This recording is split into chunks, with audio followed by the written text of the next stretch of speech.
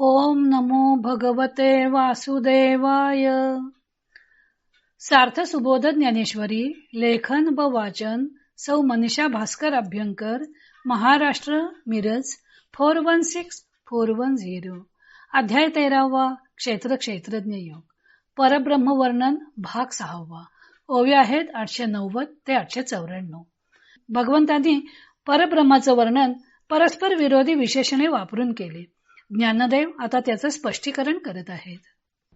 तेची आता अवधारी किये नेत्र गोचरे आकारी, ते ज्ञेय गा जयापरी व्यापक असे। ते ज्ञेय ब्रह्म ज्या प्रकाराने या सर्व दृश्य आकार मात्रामध्ये व्यापून आहे, तोच प्रकार आता ऐक।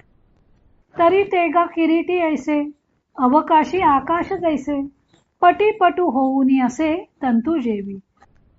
तरी हे अर्जुना, ते ब्रह्म असे आहे की जसे अवकाशाच्या ठिकाणी आकाश व्यापून आहे, अथवा वस्त्रामध्ये तंतू जसा वस्त्र होऊन राहिला आहे। उदक होऊनी उदकी, रसो जैसा अवलोकी, दीपपणे दीपकी, तेज जैसे।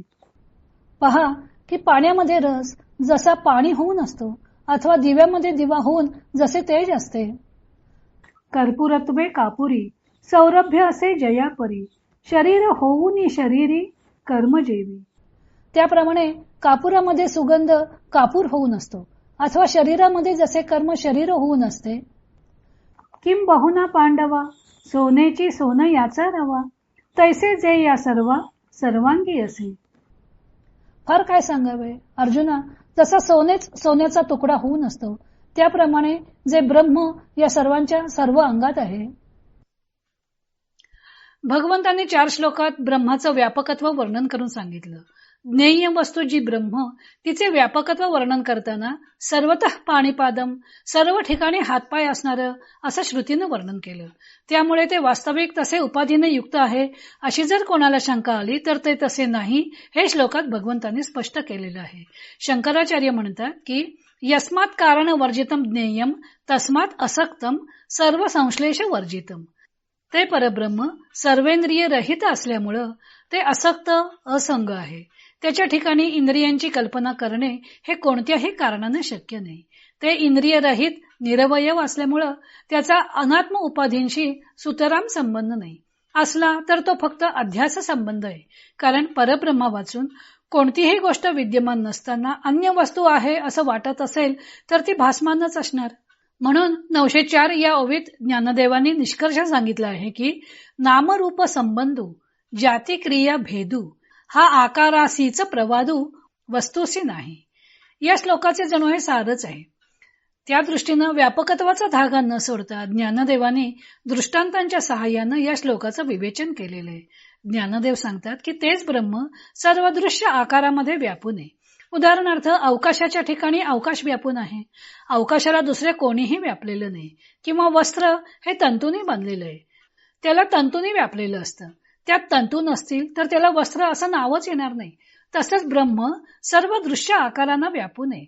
पाण्यात रस असतो, तो त्यापासून वेगळा दाखवता येत नाही।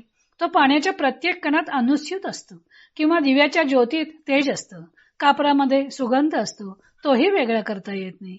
शरीरामध्ये कर्म शरीर होऊनच असतं, किंवा सोनेच सोन्याचा रवा होऊन असतं।